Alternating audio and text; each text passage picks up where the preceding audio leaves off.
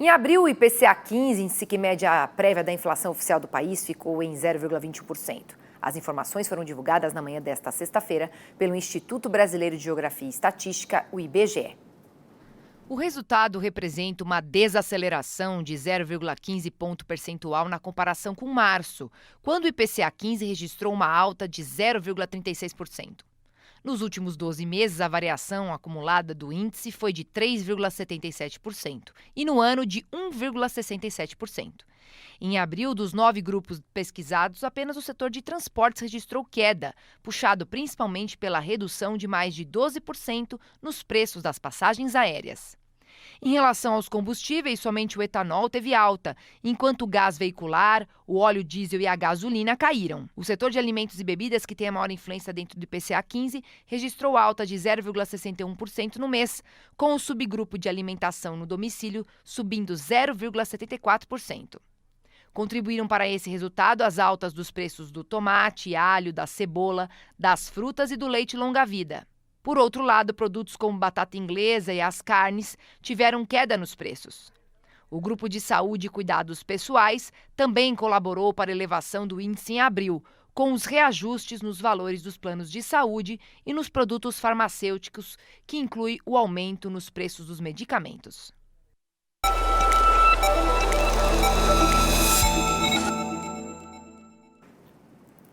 E nós vamos ampliar esse assunto com o Tiago Abeste, que é editor do BDM. Boa tarde, Tiago. Seja muito bem-vindo ao Mercado e Companhia. Boa tarde, Pri. Boa tarde para todo mundo que está acompanhando a gente no Mercado e Companhia. Bom, como a gente acabou de ver, né, a prévia da inflação ficou abaixo das expectativas dos analistas. O que isso sinaliza e como o mercado, Tiago, reagiu a esse resultado?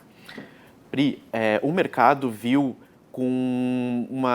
teve uma sensação positiva em relação a esse dado de inflação, né? Porque veio abaixo do que estava esperado. Mas o mercado entende que ainda não é o suficiente para ser otimista a ponto de imaginar que o corte previsto da Selic agora em maio, né, na reunião do Banco Central, do Copom do Banco Central, vai diminuir a taxa de juros em meio ponto, como era o que se esperava. Os analistas estão prevendo uma redução de 0,25 ponto percentual e que esse mesmo 0,25 ponto percentual se repita nas duas reuniões sequentes, né, que é junho e julho. Então, a gente deve ter, até o fim do ano, uma redução da taxa de juros, que hoje está em 10,75%, para 10%. Tá certo, para 10%. Agora, olhando para as notícias, né, econômicas, né, Tiago, ali principalmente focando nos Estados Unidos, a gente tem forte desaceleração do PIB no primeiro trimestre e inflação alta, mas dentro do esperado. Aí eu queria que você também comentasse um pouco a respeito disso. Pois é, nos Estados Unidos, Pri, essa semana teve a divulgação, né, do PIB que desacelerou para 1,6%, sendo que no mês anterior, que foi março, aliás, no trimestre anterior, né, terminado no fim do ano, foi um crescimento de 3,4%. Então, uma desaceleração muito significativa e consistente. Hoje foi divulgado o dado de inflação dos Estados Unidos, né, que é o PCE, que eles chamam de Índice de Preços de Gastos com Consumo, que é o equivalente aqui ao nosso IPCA, e a alta foi de 0,3%. Essa alta de 0,3%, ela está dentro da expectativa do mercado americano. O problema é que, se a gente considerar a base anual, ficou em 2,7% e a expectativa era 2,5%. Então, isso está sinalizando o quê? Um mercado de trabalho americano aquecido, o rendimento dos americanos estável e também tem um dado interno ali que mostra que o consumo está acelerado. Então, isso está pressionando a inflação dos Estados Unidos. É mais uma sinalização de que o Fed deve mesmo deixar para cortar os juros americanos só em setembro. Então, até lá, o investimento acaba se direcionando muito para os Estados Unidos, né, Peri? Porque é um mercado, como a gente sempre fala, muito seguro e que acaba rentabilizando muito o investidor.